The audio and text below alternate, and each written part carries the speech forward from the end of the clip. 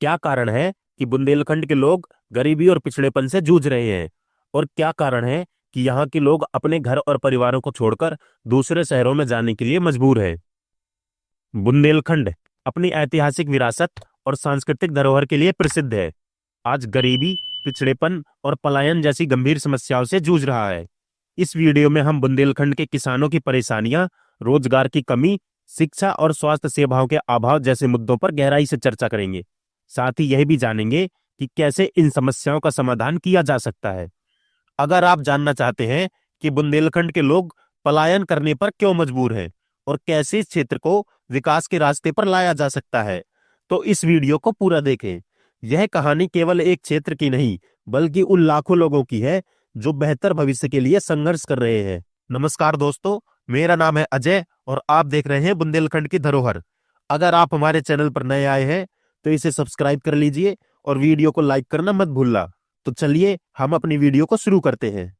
बुंदेलखंड, जो भारत के उत्तर प्रदेश और मध्य प्रदेश के बीच स्थित एक क्षेत्र है, जो अपनी समृद्ध सांस्कृतिक विरासत और इतिहास के लिए जाना जाता है।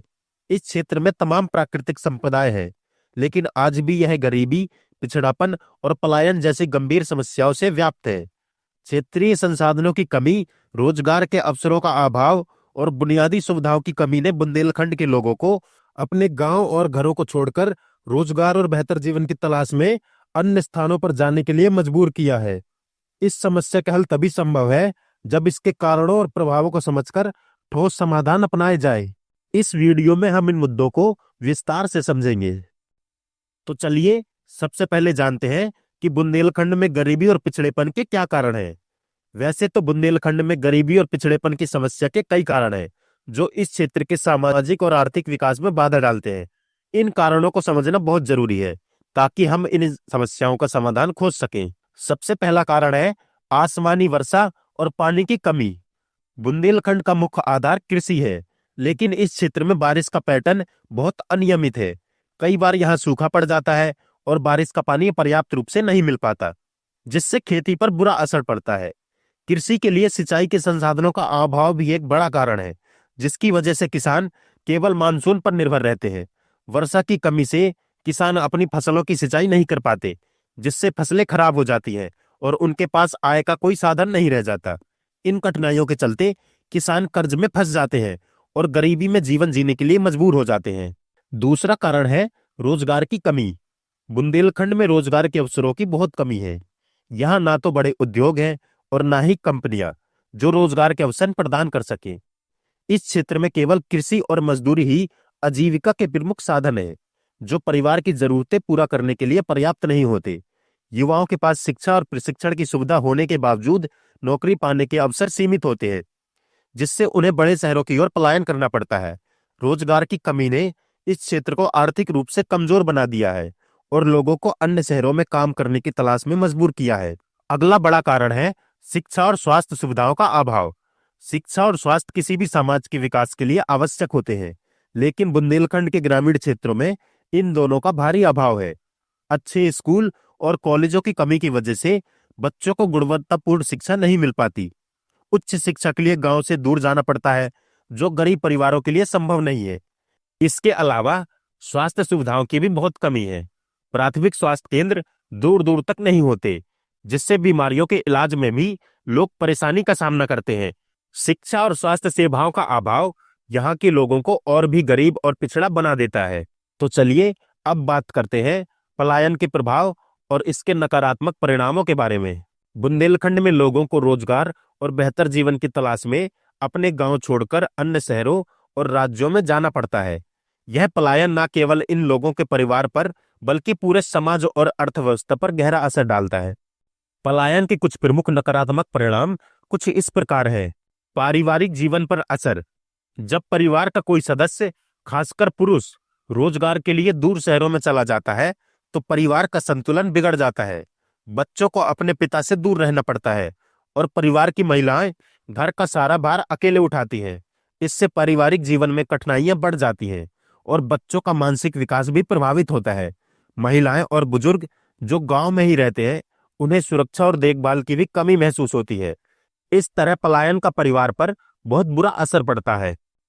इसका दूसरा नकारात्मक प्रभाव है सामाजिक विकास में रुकावट। पलायन का सीधा असर समाज पर भी पड़ता है। जब गांव के युवा और कुशल लोग रोजगार की तलाश में अन्य जगहों पर चले जाते हैं तो गांव में सामाजिक विकास रुक जाता है। गांव में नए विचारों और बदलावों का आगमन रुक जाता है, जिससे यहाँ का समाज और पिछड़ जाता है। सामाजिक कार्यों में युवाओं की भागीदारी कम हो जाती है और विकास के लिए आवश्यक गतिविधियां बंद हो जाती हैं, जिससे पूरा क्षेत्र पिछड़ता चला जाता है। इसका अगला प्रभाव है आर्थिक असमानता। पलायन के बाद भी अधिकतर लोग उन शहरों में स्थायी और सुरक्षित नौकरी नहीं पाते। कई बार उन्हें केवल अस्थायी काम मिलते हैं, जिनसे वे कम वेतन पर काम करने के लिए मजबूर होते हैं। इससे उनकी आर्थिक स्थिति में कोई सुधार नहीं होता। नतीजा यह होता है कि वे गरीबी से बाहर नहीं निकल पाते और गांव में रह रहे परिवारों की आर्थिक स्थिति भी खराब बनी रहती है। पलायन की इस स्थिति ने पूरे क्षेत्र में आर्थिक असमानता को बढ़ा दिया है। इसका अगला प्रभाव है कृषि और भूमि पर असर। जब किसान और उनके परिवार के सदस्य गांव के बाहर चले जाते हैं तो उनकी जमीन की देखभाल करने वाला कोई नहीं होता। इसके कारण जमीन बंजर होने लगती है, जिससे कृषि उत्पादन घट जाता है। कृषि पर निर्भर ग्रामीणों की आय घटने लगती है और इस प्रकार क्षेत्र का संपूर्ण कृषि क्षेत्र पिछड़ने लगता है। अभी तक हमने आपको बताया कि कैसे बुंदेलखंड गरीबी और पिछड़ेपन में जकड़ा हुआ है और कैसे पलायन बुंदेलखंड पर बुरा असर डाल रहा है। तो चलिए अब बात करते हैं इसको रोकने के उपाय और इनके समाधानों के बारे में। बुंदेलखंड में पलायन को रोकने और गरीबी तथा पिछड़ेपन से उबरने के लिए कुछ ठोस उपाय अपनाए जा सकते हैं। इन उपायों से यहाँ के लोगों का जीवन स्तर बेहतर हो सकता है और इस क्षेत्र का समग्र विकास संभव हो सकता है। कृषि सुधार और सिंचाई का विकास। बुंदेलखंड के किसानों को पानी की समस्या से बाहर निकालने के लिए सिंचाई के साधनों का विस्तार किया जाना चाहिए। सरकार और प्रशासन को यहाँ जल संचय के लिए तालाबों का निर्माण करवाना चाहिए। वर्षा जल संचयन और बांधों का रखरखाव करना चाहिए। इसके साथ ही ड्रिप इरिगेशन और स्प्रिंकल सिस्टम जैसी तकनीकों को प्रोत्साहित किया जाना चाहिए, ताकि कम पानी में भी अच्छी फसल ली जा सके। अगर किसान इस प्रकार के आधुनिक तकनीकों का उपयोग करेंगे तो सूखे का असर कम हो सकता है और उनकी आय में वृद्धि हो सकती है। रोजगार के नए अवसर और छोटे उद्योगों का विकास। रोजगार के अवसर बढ़ाने के लिए छोटे और मध्यम उद्योगों का विकास किया जा सकता है। खादी और कुटीर उद्योग, हस्तशिल्प और कृषि आधारित छोटे उद्योगों को बढ़ावा दिया जाए, ताकि लोगों को गांव में ही रोजगार मिल सके। सरकार को इस क्षेत्र में उद्योगों की स्थापना के लिए प्रोत्साहित देना चाहिए। लोगों को स्वरोजगार के अवसर मिले। अगर लोगों को अपने गांव में ही काम के अवसर मिले तो पलायन की समस्या में कमी आएगी। शिक्षा और कौशल विकास। गांवों में अच्छे स्कूल और तकनीकी प्रशिक्षण केंद्र स्थापित किए जाने चाहिए, ताकि बच्चों को अच्छी शिक्षा और युवाओं को कौशल विकास के अवसर मिले। स्किल डेवलपमेंट प्रोग्राम के माध्यम से युवाओं को रोजगार के लिए आवश्यक कौशल सिखाया जा सकता है। अगर लोग अपने गांव में ही कुशल बनेंगे तो वे स्वरोजगार कर सकेंगे और शहर जाने की जरूरत नहीं पड़ेगी।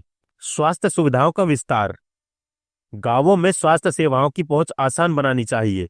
इसके लिए प्राथमिक स्वास्थ्य केंद्रों की स्थापना और मोबाइल स्वास्थ्य वैन का संचालन किया जा सकता है। इससे लोग गंभीर बीमारियों के इलाज के लिए अपने गांव में ही स्वास्थ्य सेवाओं का लाभ उठा सकेंगे। अगर लोगों का स्वास्थ्य अच्छा रहेगा तो वे अपने काम में भी अच्छा करेंगे और उनके परिवार की भी देखभाल सही से हो सकेगी। महिला सशक्तिकरण और स्वयं सहायता समूहों का गठन। गांवों में महिलाओं को आर्थिक रूप से सशक्त बनाने के लिए स्वयं सहायता समूहों का गठन किया जा सकता है। इसके माध्यम से महिलाएं छोटे मोटे उद्योगों में हाथ बटा सकती हैं और आजीविका के लिए आत्मनिर्भर बन सकती हैं। अगर महिलाओं को आर्थिक स्वतंत्रता मिलेगी तो पूरे परिवार की आर्थिक स्थिति में सुधार होगा और क्षेत्र में समृद्धि आएगी। बुंदेलखंड की गरीबी, पिछड़ापन और पलायन की समस्याएं गंभीर जरूर हैं, लेकिन इनका समाधान संभव है। अगर यहाँ के लोग मिलकर प्रयास करें और सरकार भी समर्थन दे तो यह क्षेत्र फिर से समृद्ध बन जाएगा। बुंदेलखंड के लोगों के लिए जरूरी है कि वे अपनी मातृभूमि को छोड़ने की बजाय इसे समृद्ध बनाने की दिशा में काम करें। तो दोस्तों, यह वीडियो आपको पसंद आया हो तो इसे लाइक और शेयर जरूर करें, ताकि अधिक से अधिक लोग बुंदेलखंड की समस्याओं के बारे में जान सके और इसके समाधान में सहयोग कर सके। और अगर आप ऐसी ही और वीडियो देखना चाहते हैं और बुंदेलखंड से जुड़ी और जानकारी पाना चाहते हैं तो हमारे चैनल को सब्सक्राइब करें